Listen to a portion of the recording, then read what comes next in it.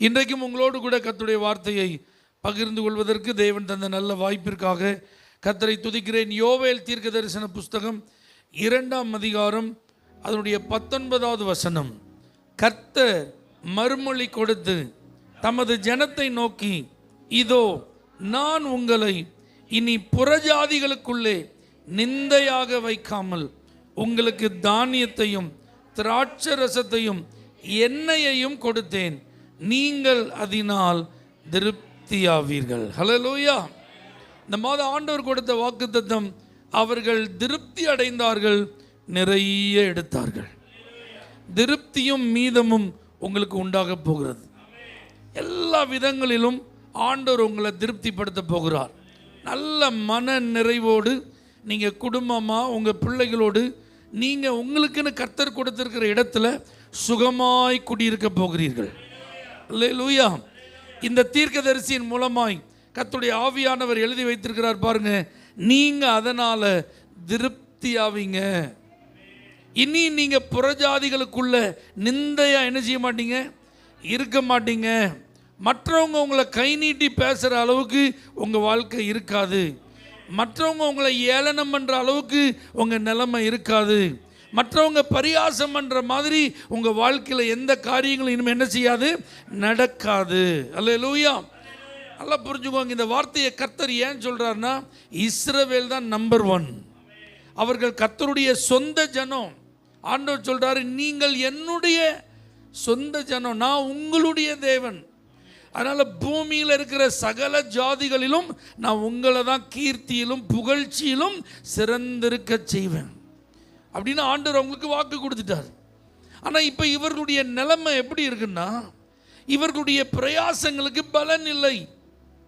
அதாவது நீங்கள் ஒரு மனிதனுடைய வாழ்க்கையின் தரத்தை எதை வச்சு இந்த உலகம் கணிக்குது அப்படின்னு சொல்லி கேட்டால் நீங்கள் உடனே என்ன சொல்லுவீங்க? பணம், செல்வாக்கு, அப்படிதானே?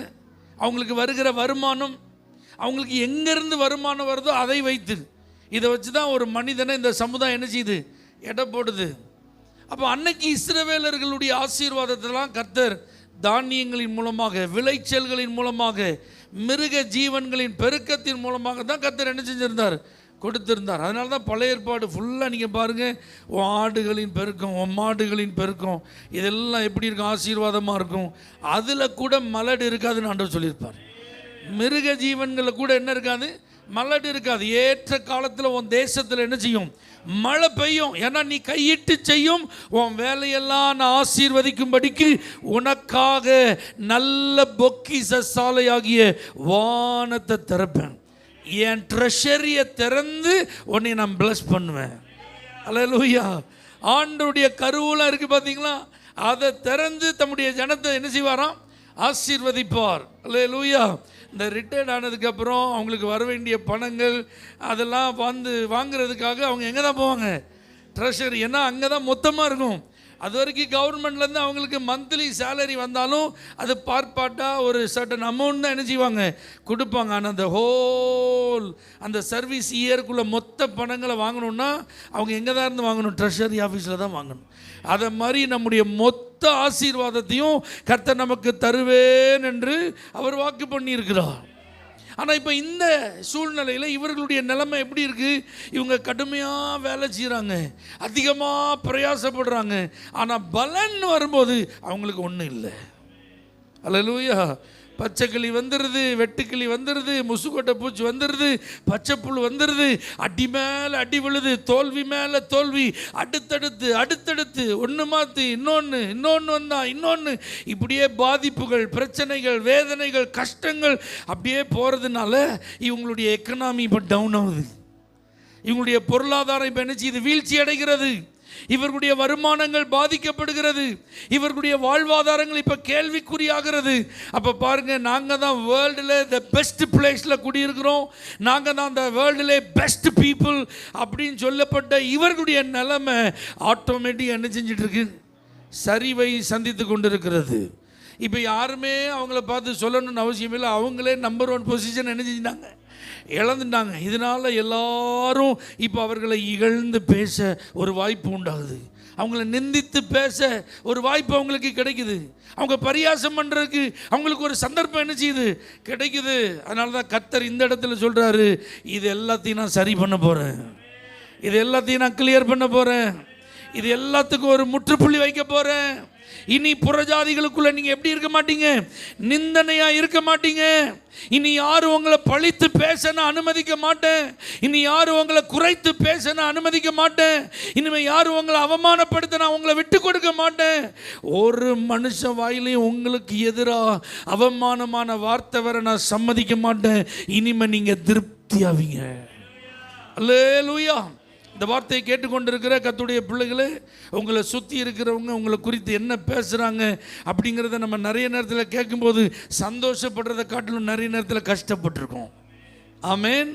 நம்மை குறித்த காரியங்களை மற்றவங்க பேசும்போது நம்ம அதிகமாக மகிழ்ந்ததை காட்டிலும் மனசு உடைஞ்சது தான் அதிகமாக இருந்திருக்கும். ஆனால் இன்றைக்கி ஆவியானவர் உங்களை பார்த்து சொல்கிறாரு, இனி நீங்கள் கேட்கும் செய்திகள் உங்கள் மனதை உடைப்பதாக இருக்காது, உங்கள் மனதை பாதிப்பதாக இருக்காது, உங்கள் மனதுக்கு அது வேதனையாக இருக்காது. அப்படிப்பட்ட நிந்தனை சொற்கள், அவமானமான பேச்சுக்கள் எல்லாவற்றுக்கும் ஒரு முடிவை கர்த்தர் தரப்போகிறார். அல்லேலூயா. இனி இதுதான் அவங்களுக்கு வீக்னஸ், இதுதான் அவர்களுடைய பாதிப்பு அப்படின்னு சொல்லப்பட்ட எல்லாவற்றிலும் ஆசீர்வாதத்தை கர்த்தர் தந்து உங்களை நடத்த போகிறார். அல்லேலூயா. உங்கள் கணவர் சரியில்லை அப்படிங்கிறதா மற்றவர்கள் உங்களை அவமானப்படுத்தி இகழ்ந்து பேச காரணமாக இருந்ததுன்னா உங்கள் கணவருடைய வாழ்க்கையில் மாற்றத்தை தருவார். உங்கள் பிள்ளை சரியில்லை என்பது தான் உங்களுக்கு வருத்தமும் வேதனையும் வெட்கமுமா இருந்ததுன்னா அந்த பிள்ளை காரியத்தில் கர்த்தர் அற்புதம் செய்து ஆண்டவர் அந்த வெட்கத்திலிருந்து உங்களை விடுதலை செய்வார். உங்களுடைய பொருளாதார வீழ்ச்சி, பணம் இல்லாத சூழ்நிலை, ஏழ்மை, வறுமை நிலை தான் மற்றவர்கள் உங்களை புறக்கணிப்பதற்கும் உங்களை ஏளனம் பண்ணுவதற்கும் உங்களை அற்பமாக நினைக்கிறதுக்கு காரணமாக இருந்தால் உங்கள் பொருளாதார நிலையை கர்த்தர் ஆசீர்வதித்து அதில் ஒரு திருப்தியை தருவார். மற்றவர்களை போல நீங்கள் திறமை இல்லாதவர்களாக இருக்கிறீங்க, எனர்ஜி இல்லாதவங்களாக இருக்கீங்க, ஆக்டிவாக இல்லை, உங்களால் அவங்களுக்கு இணையாக செயல்பட முடியவில்லை என்பதை இவங்களெல்லாம் பற்றி நான் என்ன பண்ண இப்படிலாம் அந்த மாதிரிலாம் பேசப்பட்ட பேச்சுக்களை எல்லாம் கர்த்தர் மாற்றி அதிலெல்லாம் ஒரு திருப்தியை, ஒரு நிறைவை அனுபவிக்கும் நல்ல சூழ்நிலைகளை கர்த்தர் தரப்போகிறார். அல்லேலூயா. எதை வச்சு பாயிண்ட் அவுட் பண்ணி உங்களை பரியாசம் பண்ணாங்களோ அதில் எல்லாவற்றுக்கும் கர்த்தர் ஒரு மாற்றம் தரக்கூடிய ஒரு நாட்கள் உங்கள் வாழ்க்கைக்கு வந்துட்டு, எத்தனை பேர் ஆமென் சொல்கிறீங்க? அல்லேலூயா. இனி உங்களுக்கு நிந்தனை இல்லை. இஸ்ரவேல் ஜனங்கள் பாருங்கள், அவங்க எப்போவுமே ஆண்டுடைய ஜனங்களாக இருந்ததுனால ரொம்ப ஆசீர்வதிக்கப்பட்டவங்க. ஆனால் ஒரு காலத்தில் திடீர்னு பஞ்சம் வந்ததுனால பிழைப்புக்காக எகிப்துக்கு போனாங்க. யோசேப்பு தான் அன்றைக்கி அதிகாரியாக இருந்தான், தலைமைத்துவத்தில் இருந்தான், இரட்சகனாக இருந்தான். ஆனாலும் யோசேப்பை அறியாத ஒரு பார்வோன் எழும்பின போது இவர்களுடைய மேன்மை மறக்கப்பட்டது, இவர்களுடைய முக்கியத்துவம் புறக்கணிக்கப்பட்டது. இவர்கள் இந்த எகிப்து இன்னைக்கு வாழ்ந்து கொண்டிருப்பதற்கும் எகிப்தின் செழுமை அழியாமல் காக்கப்படுவதற்கும் இந்த சந்ததியில் உள்ள ஒரு மனுஷன் இரட்சகனா அன்னைக்கு வராமல் இருந்திருந்தா இன்னைக்கு நம்ம வல்லரசா என்ன செய்ய முடியாது, இருக்க முடியாது என்று நினைக்க வேண்டிய அவர்கள் அதை மறந்து போய் இந்த இஸ்ரவேலரை ஒடுக்க ஆரம்பித்தார்கள், நெருக்க ஆரம்பித்தார்கள், வேதனைப்படுத்த ஆரம்பித்தார்கள். அவர்களுடைய ஜீவனை அவர்களுக்கு கசப்பாக்கினார்கள். அவர்களுடைய பெருமூச்சு ஆண்டுடைய சமூகத்தில் எற்ற வரைக்கும் அவங்கள ரொம்ப பாடாப்படுத்திட்டாங்க. கர்த்தர் சொல்றார் யோசுவாட்ட, எகிப்தின் நிந்தையை நான் இன்னைக்கு புரட்டி போட்டேன். அல்லேலூயா. நாங்கள் தான் உங்களை கட்டுப்பாடு பண்ணுறோம், நாங்கள் தான் உங்களை நடத்துகிறோம், நீங்கள் எங்கள் கண்ட்ரோலுக்கு கீழே தான், நீங்கள் எங்களை மீறி ஒன்றும் செய்ய முடியாது, எங்களை தாண்டி நீங்கள் எங்கேயும் போக முடியாது, நீ எங்கே போனாலும் நாங்கள் வந்து உங்களை என்ன செஞ்சிருவோம், ஆக்கிரமிப்பு பண்ணிடுவோம், ஆளுக செஞ்சிருவோம். இப்படி வல்லரசு தன்னுடைய பவரை, இன்ஃப்ளூயன்ஸை யூஸ் பண்ணி இனிமேல் ஒன்றும் செய்ய முடியாதுப்பா, எகிப்தியர்கள் மூலமாக உன் மேலே சுமத்தப்பட்ட நிந்தையை நான் இன்னைக்கு புரட்டி போட்டேன்னு சொன்ன ஆண்டவர்.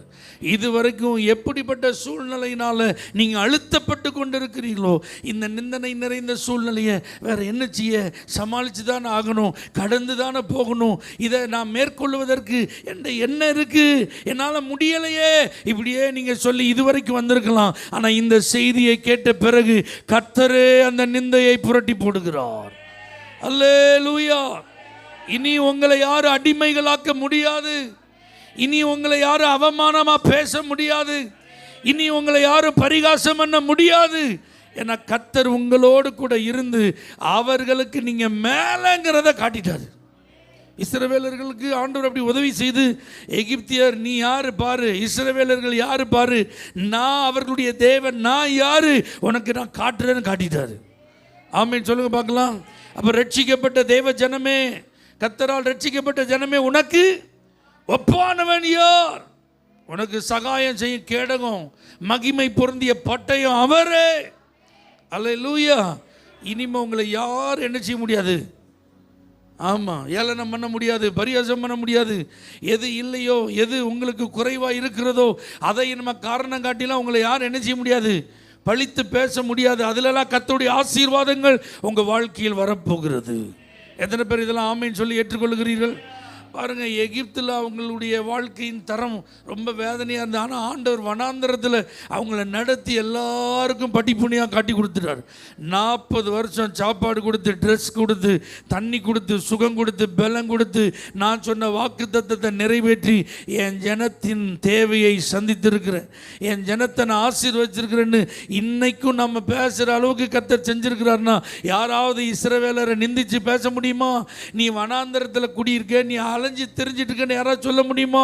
அவன் வனாந்திரத்தில் இருந்தாலும் பகலிலே மேகஸ்தம்பம், இரவிலே அக்கினி ஸ்தம்பம். அல்லேலூயா. கர்த்தர் அவர்களோடு கூட இருக்கிறத பார்த்ததுனால சுற்றிலும் இருக்கிற எல்லாருக்குள்ளும் ஒரு பயங்கரம். யாரும் அவர்களுடைய பாளையத்திற்குள்ள நுழைய முடியாதபடிக்கு ஒரு பயம்.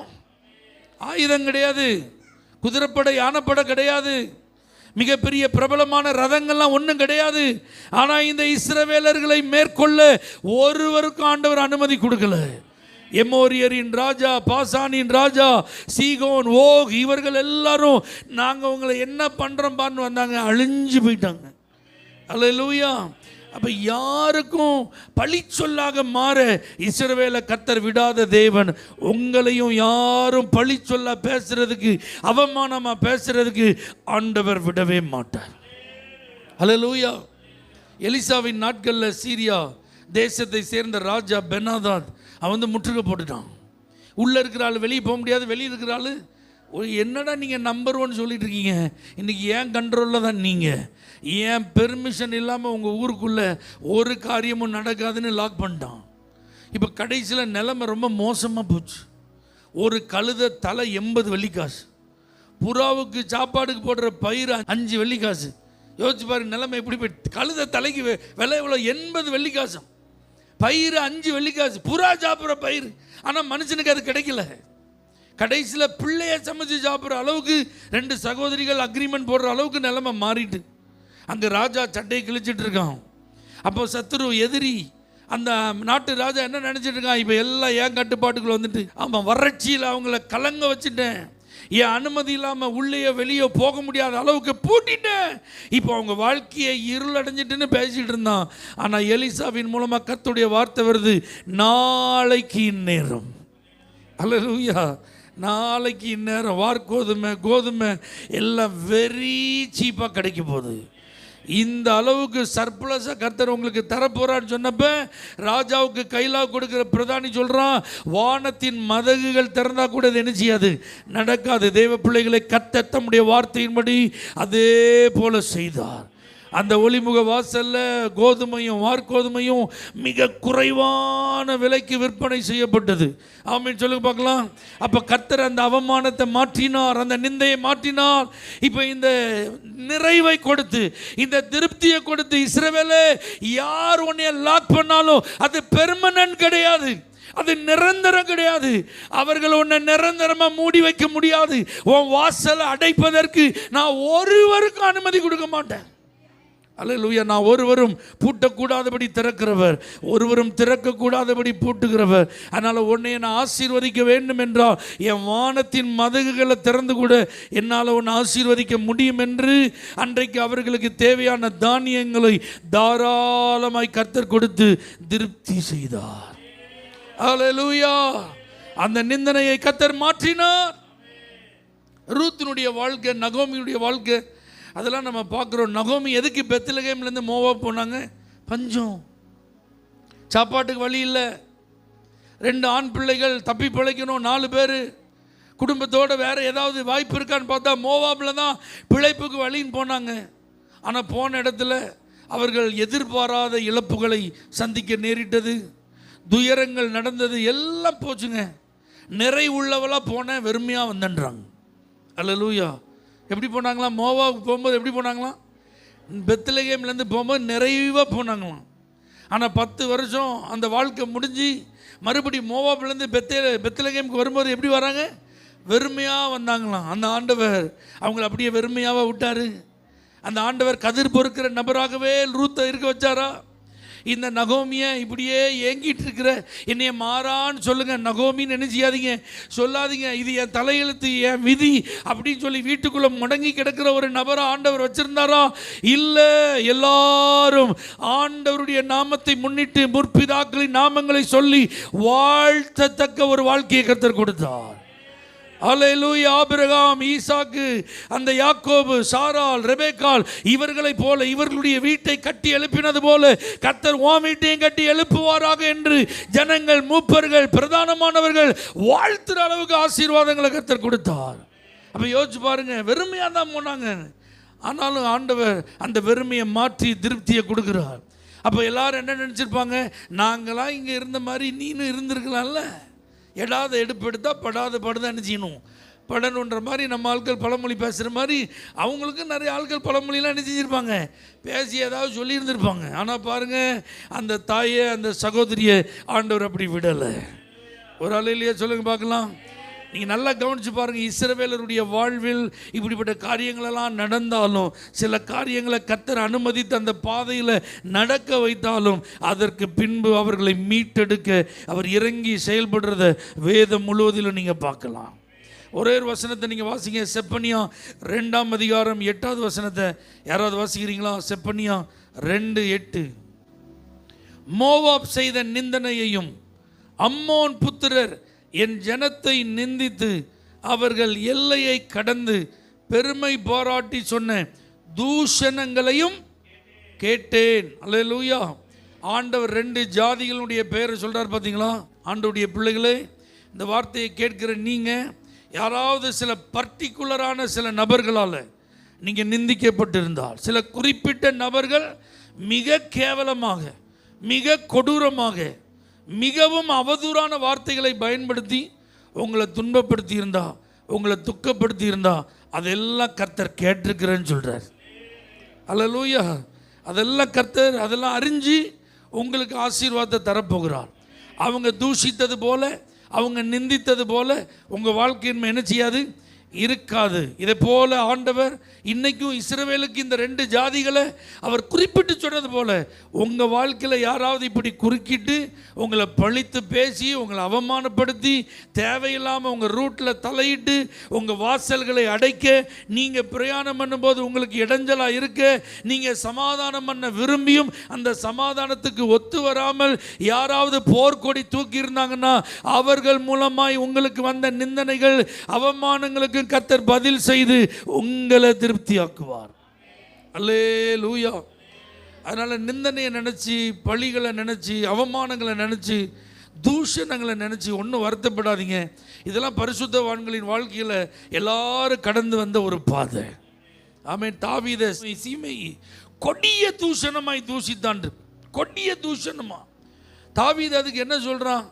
அவன் என்ன தூஷித்தானோ அதுக்கு சரியா கர்த்தர் எனக்கு நன்மையை சரி கட்டுவார். அல்லேலூயா. அப்போ இந்த நாட்கள், இந்த மாதம் இப்படிப்பட்ட நிந்தனைகள், அவமானங்கள், தூஷணங்களுக்கெல்லாம் கர்த்தர் சரி கட்டுகிற மாதம். உங்களுக்கு திருப்தியை தரப்போகிறார். நீங்கள் அவங்க தூஷித்ததுனால தானே மன வேதனையில் இருக்கீங்க, மன வருத்தத்தில் இருக்கீங்க. என்ன இருந்தாலும் எனக்கு சாப்பாடு வேண்டாம், அது வேண்டாம், இது வேண்டாம்னு சொல்லி உங்களுடைய இன்பங்களுக்கு காரணமாக இருக்கிறதெல்லாம் வேண்டாம் வேண்டாம் அதான ஒதுக்குறீங்க. ஆண்டவர் அதெல்லாம் மாற்றி அமைத்து உங்களுக்கு நிந்தனைகளுக்கு ஒரு முற்றுப்புள்ளி வைத்து உங்களை திருப்தியாக்க போகிறார். அல்லேலூயா. இப்போ கேள்வி, தப்பு செஞ்சு நிந்திக்கப்பட்ட பிரச்சனை, தப்பு செய்யாமல் நிந்திக்கப்பட்ட ஆசீர்வாதம். அல்லேலூயா. ஆனால் மேக்சிமம் இஸ்ரவேலர்களுடைய வாழ்க்கையில் எங்கேயோ ஏதோ ஒரு குறை என்ன செஞ்சுருக்கும், இருந்திருக்கும். அதனால தான் கர்த்தர் நிந்தனைக்கு என்ன செஞ்சிருப்பார், ஒப்பு கொடுத்துருப்பார். அவமானத்துக்கு விட்டு கொடுத்துருப்பார். ஆனால் எல்லா சூழ்நிலையும் கிடையாது, அதையும் நீங்கள் புரிஞ்சுக்கிடணும். ஆமென் சொல்லுங்கள். நகோமி வாழ்க்கையில் ஏன் அது நடந்ததுன்னா அந்த அம்மா பெத்லகேமை விட்டு போனதுனால. ஆமென். ஆனால் நீங்கள் நல்லா கவனித்து பார்த்தா இந்த யோவேலில் நம்ம பார்க்கும்போது அவங்க கர்த்தருடைய வார்த்தையை பெருசாக நினைக்கல, ஆண்டவர் சம்பந்தப்பட்ட காரியத்திற்கு அதிக முக்கியத்துவம் கொடுக்கல. அதனால தான் ஆண்டவர் அவங்களுக்கு தீர்க்கதரிசி மூலமாக பேசுகிறாரு, பரிசுத்த உபவாச நாளை நியமியுங்கள். ஆசாரியர்களே, மண்டபத்துக்கு நடுவில் அழுங்க, ஜனங்களெல்லாம் கூட்டுங்க. அல்லேலூயா. உங்களை வஸ்திரங்களெல்லாம் நீங்கள் கிழிக்க வேண்டாம், உங்கள் இருதயத்தை என்ன செய்யுங்க, நீங்கள் கிழிங்க. ஏன்னா உதடு ஆண்டவரோடு இருக்கிற மாதிரி தான் இருக்குது, ஆனால் உள்ள ஆண்டவரோடு இல்லை. அதனால சட்டையை என்ன செய்யாத, நீ கிழிக்காதப்பா, இருதயத்தை கிளின்னு ஆண்டவர் சொல்கிறார். ஆமென் சொல்லுங்க பார்க்கலாம். நீங்கள் யாராவது உங்களுடைய மனதிற்கு நான் இன்னும் ஆண்டவரோடு நெருங்க வேண்டியது இருக்குது, இன்னும் கர்த்தருடைய வழிகளிலே நான் நடக்க வேண்டியது இருக்குது, ஆண்டவர் நியமித்த அத்தனை காரியங்களையும் நான் 100% கை கொண்ட ஒரு திருப்தி எனக்கு இல்லை அப்படிங்கிறத நீங்கள் உணர்ந்தால் நீங்கள் உடனடியாக செய்ய வேண்டியது ஒரு நாளை நியமியுங்கள். ஜெப நாளாக அதை அனுஷ்டிங்க. முடிந்தால் உபவாசத்தோடு என்ன செய்யுங்க, ஜெபம் பண்ணுங்க. தனியாக ஜெபிக்க முடிந்தால் தனியாக ஜெபம் பண்ணுங்க, அல்லது குடும்பமாக ஜெபிக்க வாய்ப்பு இருந்தால் குடும்பமாக ஜெபம் பண்ணுங்க. பிள்ளைகள் எல்லாரோடு இணைந்து ஜெபம் பண்ண முடியாத நிலைனா கணவனும் மனைவியுமா இணைந்து ஜெபிக்க முடியுமானால் நீங்கள் 2 பேர் சேர்ந்து என்ன செய்யுங்க, நீங்கள் ஜெபம் பண்ணுங்க. நீங்கள் ஜெபம் பண்ணுனாதான் இங்கே மறுமொழி கிடைக்குது. இஸ்ரவேலர்களை கர்த்தர் ஜெபம் பண்ண சொன்ன பிறகு தான் கர்த்தர் மறுமொழி கொடுத்துருக்கு. அல்லேலூயா. அப்போ ஜெபம் பண்ணாதவர்களுக்கு கர்த்தரால் மறுமொழி என்ன செய்ய முடியாது, கொடுக்க முடியாது. அப்போ நம்மிடத்தில் தேவன் எதிர்பார்ப்பது என்ன, நாம் நம்முடைய இருதயங்களை என்ன செய்யணும், கிழிச்சு, அப்படின்னா நம்முடைய சுயத்தெல்லாம் என்ன செஞ்சிடணும், உடச்சி. ஆமீன். சரி செய்ய வேண்டிய காரியங்களை சரி செய்கிறதுக்கு ஐ எம் ரெடி. நீங்கள் எதெல்லாம் மாற்ற விரும்புகிறீரோ அந்த மாற்றத்திற்கு என்னை அர்ப்பணிக்க நான் ஆயத்தம். உமக்கு பிரியமில்லாத, நீர் விரும்பாத ஏதாவது இருந்தால் அதெல்லாம் நான் ஒழித்து விட்டு, அதெல்லாம் என்னை விட்டு விலக்கி விட்டு உம்முடைய பாதத்தில் சரணடைய என்னை அர்ப்பணிக்கிறேன் என்று பரிசுத்த உபவாச நாளை நியமிப்பீர்களானால் உங்கள் நிந்தனைகளுக்கு பதிலாக ஒரு திருப்தியான வாழ்க்கையை கர்த்தர் தருவார். இதை நீங்கள் செய்யலைன்னா நிறைய பணம் இருந்தாலும் உங்களால் திருப்தி அனுப்பிக்க முடியாது, நல்ல வசதி வாய்ப்புகள் இருந்தாலும் உங்களால் நிம்மதி அனுப்பிக்க முடியாது. இந்த உலகத்தில் எல்லா சௌகரியங்கள் இருந்தாலும் நீங்கள் சரி செய்ய வேண்டியது ஆண்டவருக்கு முன்பாக வந்து சரி செய்யாத பட்சத்தில் நிந்தனைகளுக்கு ஒரு முற்றுப்புள்ளி என்ன செய்யாது, வைக்கப்படாது. ஆகவே தேவ பிள்ளைகளே, இதை மனதில் வைத்து ஜெபத்திற்கு நம்மை அர்ப்பணிப்போம். அல்லேலூயா. ஒரு குறிப்பிட்ட நாளை ஜெப நாளாக, இது டே ஆஃப் ப்ரேயர் அப்படின்னு நீங்களே என்ன செய்யுங்க, செட் பண்ணுங்க. அந்த குறிப்பிட்ட நாளில் காலையில் நீங்கள் உபவாசம் பண்ண போகிறீங்களா அல்லது மாலை நேரத்தில் உபவாசித்து ஜெபிக்க போகிறீர்களா, திட்டம் பண்ணுங்க, தீர்மானம் பண்ணுங்க, குடும்பமாக கலந்து பேசுங்க. ஒரு வேளை ஆகாரத்தை நீங்கள் ஒதுக்கி ஜெபிக்க நீங்கள் விரும்பினால் குறைந்தபட்சம் ஒரு 3 மணி நேரம் தேவ சமூகத்தில் அமர்ந்திருக்க வேண்டும். அல்லேலூயா. நான் இன்னைக்கு ஃபாஸ்டிங், அம்மாம்மா நீ ஜெபம் பண்ணு நான் வரேன் அப்படின்னு நினச்சிடக்கூடாது, போயிடக்கூடாது. ஆமீன் சொல்லுங்கள். அது ஃபாஸ்டிங்காக இருக்காது, பிற பட்டினி ஆகிரும். அப்போ ஃபாஸ்டிங் அப்படின்னா நல்ல தேவ சமூகத்தில் உட்கார்ந்து நல்ல கர்த்தரை பாடி துதித்து ஆராதித்து நல்ல ஜெப குறிப்புகளெல்லாம் எதுக்கு ஜெபம் பண்ணணுமோ அதெல்லாம் ஆயத்தம் பண்ணி அந்த காரியங்களுக்காக மனசு விட்டு கர்த்தர் நினைச்சிங்க பேசுங்க. நல்லா உட்கார்ந்து வேதாகமத்தை நீங்கள் வாசித்து அதை நல்ல ஜெபத்தோட பரிசுத்த ஆவியான உதவியோட தியானம் பண்ணுங்க. அதில் கர்த்தர் பேசுகிற வார்த்தையை குறித்து வைத்து அந்த வார்த்தைக்காக நன்றி சொல்லி அந்த ஜெப நேரத்தை நீங்கள் என்ன செய்யணும், செயல்படுத்த வேண்டும். அப்படி நீங்கள் செய்யும்போது ஆவியானவர் உணர்த்துவார். ஏன்னா நாம் நினச்சிட்டு இருப்போம் நம்ம செய்கிறது எல்லாமே சரி, நம்ம நினைக்கிறது எல்லாமே சரி, நம்ம விரும்புகிறதெல்லாம் கர்த்தர் தருவார். சில நேரம் கர்த்தர் குறுக்கிடுவார். இல்லைப்பா, நீ நினைக்கிறது சரியில்லை, நீ விரும்புகிறத என்னால் உனக்கு என்ன செய்ய முடியாது, கொடுக்க முடியாது, இது உனக்கு இப்போதைக்கு ஒத்து வராது. இப்படி ஏதாவது தம்முடைய மனதை நமக்கு என்ன செய்வார், வெளிப்படுத்துவார். தெய்வ பிள்ளைகளை, நிந்தனைகளிலே சிக்கி அவமானங்களிலே பாதிக்கப்பட்டு தொடர்ந்து நம்முடைய வாழ்க்கை கஷ்டமாகவே போதுன்ட்டு எல்லாரும் புலம்புற மாதிரி நாமும் புலம்பிட்டு இருந்தால் நமக்கும் மற்றவர்களுக்கும் என்ன வித்தியாசம் இருக்குது? இன்றைக்கி கர்த்தர் உங்களுடைய நிந்தனைகளெல்லாம் மாற்றி உங்களை திருப்தியாக்குவேன்னு வாக்கு பண்ணுகிறார். அதற்கு ஒரே ஒரு காரியத்தை தான் ஆண்டவர் உங்கள்கிட்ட கேட்குறார்.